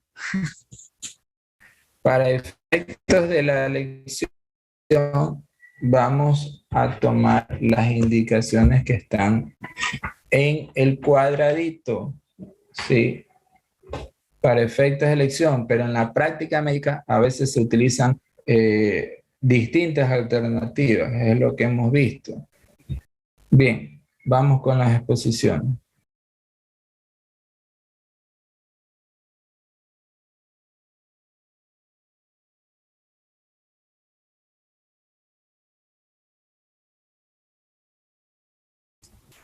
Bueno, yo he traído un caso clínico de la tormenta de citoquinas, la reacción adversa inhabitual por rituximab en un caso clínico. Bájale, por favor. Por ahí. Tenemos que el rituximab es un anticuerpo monoclonal quimérico anti-CD20 que es utilizado en el tratamiento de neoplasias hematológicas, donde sería el linfoma no Hodgkin, leucemia linfocítica crónica, artritis reumatoide refractaria y manifestaciones graves de lupus eritematoso sistémico, entre otras.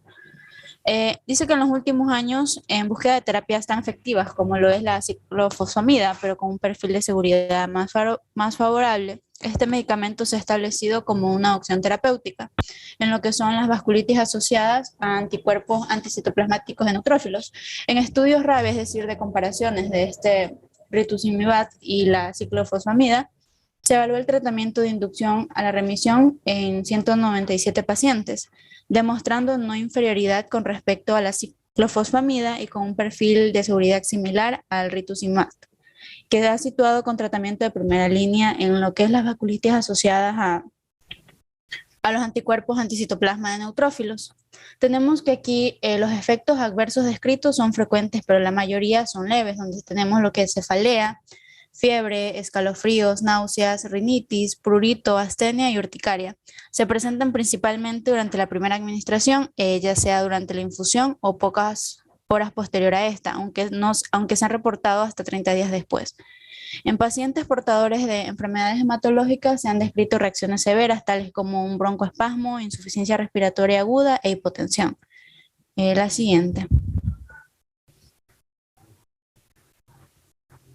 Ya, bájale un poquito más. Ya, aquí tenemos el caso clínico. Es un paciente de sexo masculino de 81 años, portador de poliartritis simétrica de manos, que en un inicio fue catalogado por artritis seronegativa. Años más tarde se agregó un cuadro de dolor urente y paréntesis en extremidades inferiores. A este se le estableció el diagnóstico de vasculitis asociadas a ANCA y con compromiso pulmonar, articular y neurológico. Este de aquí tenía antecedentes de cardiopatía coronaria, insuficiencia cardíaca y enfermedad renal. Tenemos que al momento del diagnóstico se intentó usar ciclofosfamida oral. Sin embargo, el paciente presentó una pancitopenia severa, por lo que se suspendió. Tenemos que el tratamiento de mantención por 4 años con prednisona de 5 miligramos al día y azatinoprina de 50 miligramos al día fue estable y asintomático. Las semanas previas a la última consulta se diagnosticó una reactivación de vasculitis caracterizada por reinicio de dolor y parestesias en extremidades inferiores, diciéndose que la inducción de la remisión con rituximab, debido a esto no se tomó una nueva biopsia. Se hospitalizó para su administración, predicándose lo que es metilprednisolona de 125 miligramos, transcurriendo sin incidentes y enviado a su domicilio. Sin embargo, aproximadamente a las 24 horas de su infusión, inició fiebre de 39.8 grados, con dificultad respiratoria. Este consultó al servicio de urgencias, donde se evidenció febril, con 38.5 grados centígrados, hipotenso, desaturado con 89% ambiental y policneico con una frecuencia de 24 respiraciones por minuto. Se realizó el examen físico, se constató que él estaba mal perfundido y con uso de musculatura accesoria. Se realizaron exámenes de laboratorio. En la radiografía de tórax se pudo constatar que tenía una cardiomegalia. Hallazgos secundarios, A y B, sin signos de condensación, congestión ni derrame pleural evidentes. En el electrocardiograma tenía ritmo sinusal sin alteraciones. Además de esto, se inició el uso de vasoactivos y corticoides en dosis de estrés. ¿Le puedes bajar? Entonces, en la discusión de este caso, tenemos que el rituximab. Ahí nomás, mira. No, la discusión la hacemos nosotros. Bien, bien. Nada más quiero que usted vea cómo el corticoide actúa. Se lo utilizan los glucocorticoides, prednisona constantemente y nunca solo mezclado en este caso con acetropina, que lo hemos visto. No, ¿qué sucede? Que hay una reactivación. No, toda vasculitis se caracteriza por eso, por dolor y por parestesias. Entonces es donde cambian el medicamento a rituximab. ¿No? ¿Qué sucede después? A ver, subamos, déjeme ver. Después rituximab, súbalo por favor un poquito. No tanto, un poquito más abajo. Más metilprednisolona. Entonces empiezan con los dos y ¿qué sucede? Que empieza a manifestar fiebre, ¿no? Y la famosa neumonía que les he dicho, que se asocia a una inmunosupresión. Entonces cualquier agente infeccioso que tengamos en nuestro cuerpo, si nosotros nos inmunodeprimimos, empiezan a aparecer, así mismo es el cáncer. Cuando hay una inmunodepresión, aparece el cáncer, aparecen todos estos agentes infecciosos. Y ojo, que la inmunodepresión no solo es por fármacos, hay virus también, que el famoso virus del VIH, pero el más frecuente es la diabetes, también produce inmunodepresión, y la depresión, o sea, el estado emocional depresivo, produce inmunodepresión. Entonces, eso también tiene que tener en cuenta a la hora de hacer un diagnóstico de una enfermedad asociada a inmunodepresión. ¿Qué está tomando? ¿Qué enfermedad tiene? Y en sí también una evaluación de la esfera psicológica, si se puede hacerlo, porque a veces hay pacientes que no lo hacen. No he prendido la cámara porque justamente se me va mucho el internet, entonces voy a tenerla así. Dice por ahí, o sea, perdón, después de toda esta enfermedad, que para mí es una neumonía, se fue a la emergencia después de la inmunodepresión, ya saturando 89 y con distrés respiratorio, ¿no? Polipneico, no olvidar que era poli, muchos. Entonces aumenta la frecuencia respiratoria, ¿no? Más de 20 ya es una polipnia, no olvidar eso en semiología, y con mala perfusión, es decir, no hay una buena perfusión, pues justamente por el estado de sepsis que estaba pasando. Logran evidenciar en la radiografía de tórax aumento del tamaño del corazón, que es la cardiomegalia, y bueno, dice sin signos de condensación. Entonces, ¿qué se hizo? Pues se volemizó. ¿Qué es eso de volemizó? Vamos aclarando esos términos. Aquí no se diría así porque no es lo tan correcto, pero bueno, se le administró volumen de suero, digámoslo así, porque el paciente estaba con tendencia a la acidosis, estaba mal perfundido y seguramente estaba hipotenso, que es la presión arterial media. Lo que arriba dice PAM, eso se llama presión arterial media. Hipotenso, presión arterial media de 49.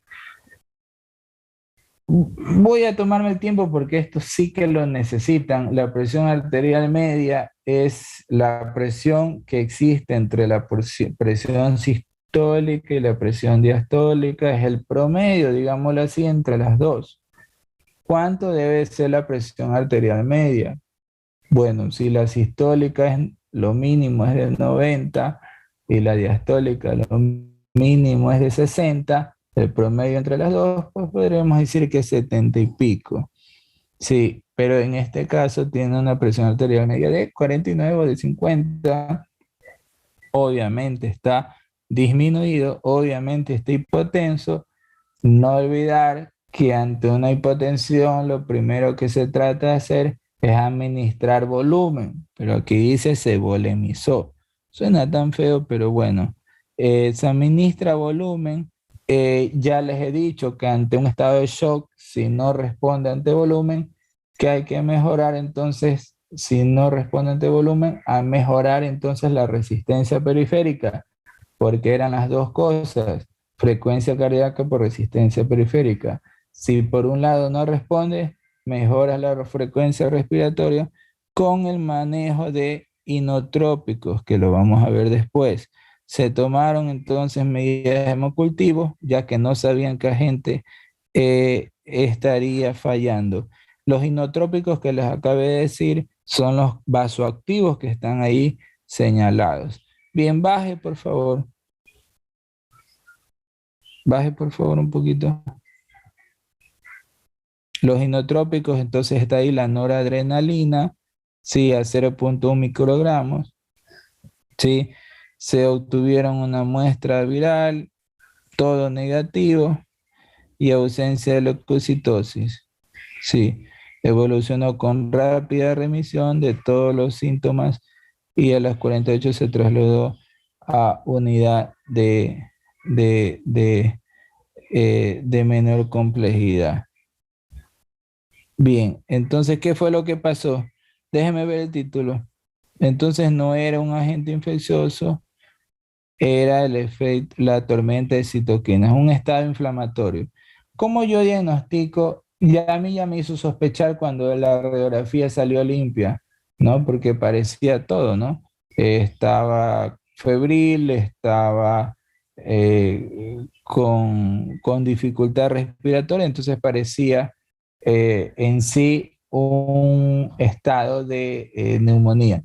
Pero al salir la radiografía limpia, sin proceso condensativo, ya te descarta una neumonía. Entonces ahí se descarta la neumonía, aparte de los hemocultivos no salió ninguna bacteria, entonces se dice que es una tormenta de citoquinas inflamatorias como reacción adversa al rituximab. Interesante también tenerlo en cuenta esta, digámoslo así, que podría ser un efecto adverso hasta un poquito anafiláctico por la aplicación del rituximab. Bien, ven, muy bonito el caso, vamos al otro.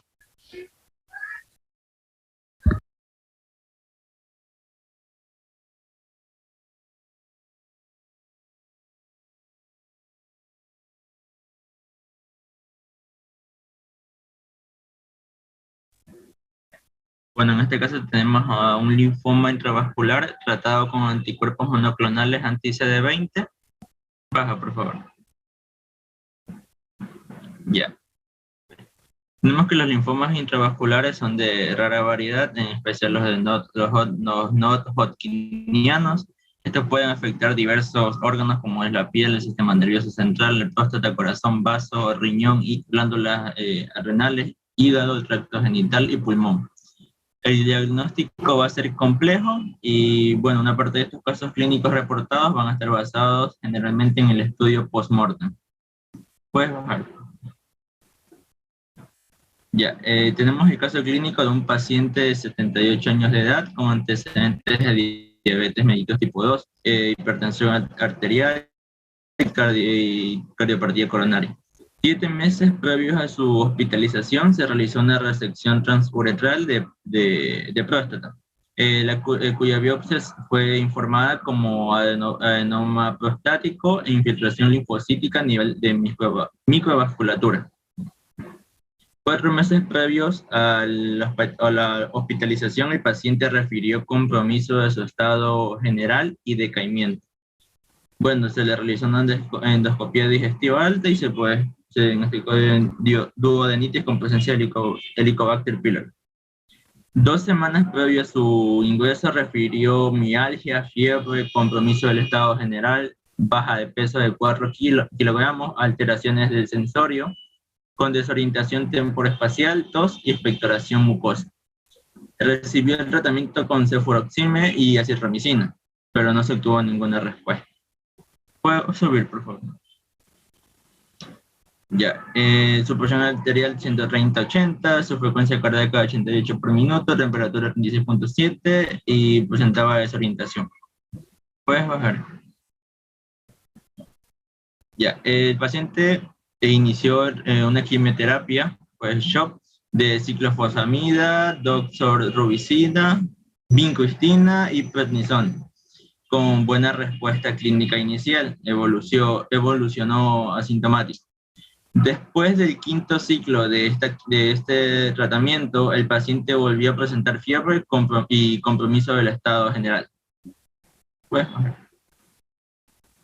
ya, el LDH y el VHS se elevó, se realizó una electroforesis y evidenciaron un pequeño pic monoclonal, una alteración de una proteína. Bueno, se cambió la anterior quimioterapia por el BAT, vincristina, doxorubicina y dexametasona. Aquí mantuvo cierta estabilidad, pero con frecuentes descompensaciones previo al inicio de cada quimioterapia y mala tolerancia a la dexametasona por descompensación de sus glicemias.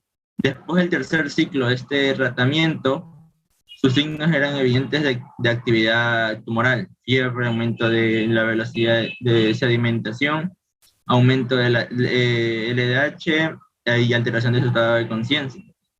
Entonces se empezó a administrarle rituximab, que es el anticuerpo monoclonal anti-CD20, 375 miligramos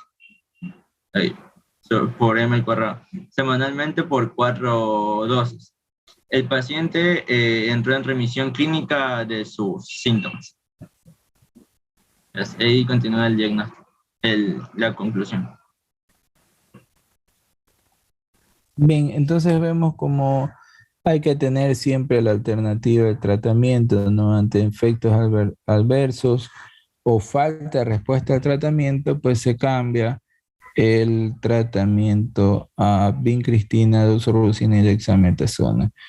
Dice, pero con frecuentes descompensaciones previo al inicio de cada quimio, ¿no? Y la mala tolerancia a la dexametasona.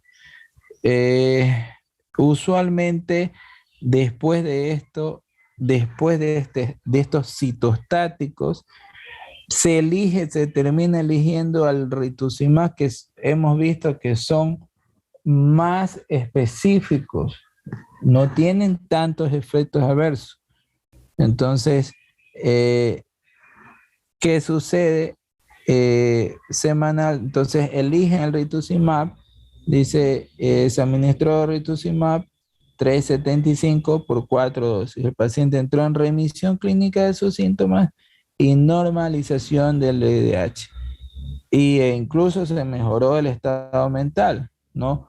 Y desaparición de la tos, o sea, todo mejoró, todo mejoró con rituximab. A ver, eso lo dice el libro, lo dice el artículo, que son más específicos y obviamente son mejores, tienen menos efectos adversos, son más caros también, ¿no? Entonces, todo eso hay que tener en cuenta. Chicos, en honor al tiempo y porque algunos han de tener otra clase a las 3, vamos a hacer una pausa hasta ahí. Los otros dos artículos, los otros artículos que están pendientes igual los suben. Igual se puede preguntar de cualquier artículo. Doctor, Ajá. unas preguntitas antes de que termine la sesión.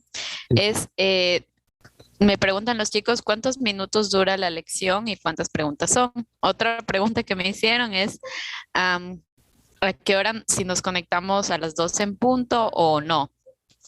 Sí, 12 en punto con cédula en la mano. Tomamos lista y de ahí viene la lección. Más o menos máximo, creo yo que estaríamos en la lección 12 y 20.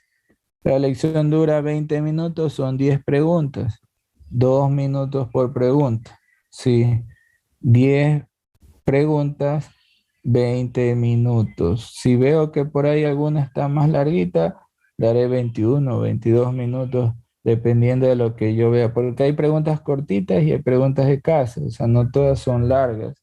Sí, puede ser hasta 25, creo yo, que duraría 25 minutos la prueba. No, Ya, doctor. Y la última consulta es que justo no sé si se dio cuenta que en el plan sobra un tema, el último, en el segundo parcial. Es que son 11 temas y somos 10 grupos. Y en el otro Ya. grupo también están igual. Entonces, estaba tratando de llegar a un acuerdo con mis compañeros, pero ni por sorteo ni nada. Entonces, porque justo es la semana de exámenes que tocaría exponer. Entonces, planteábamos tal vez la opción, si usted está de acuerdo, con que si nos De- puede dar tal vez la última clase usted, si es que no hay problema, sino ver igual cómo se soluciona lo del tema. Cuento que no me fijé, pero ahorita que me dices lo voy a ver. Déjame ver qué clase es.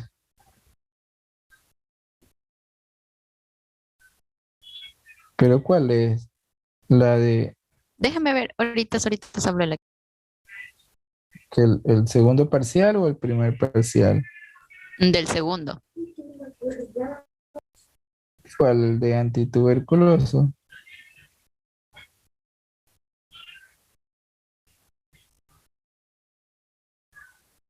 Déjeme revisar. Sí, doctor, el de antituberculosos y antileprosos. Es el último del segundo. Pero aquí yo le veo que ya tenía personas. Alex Bravo.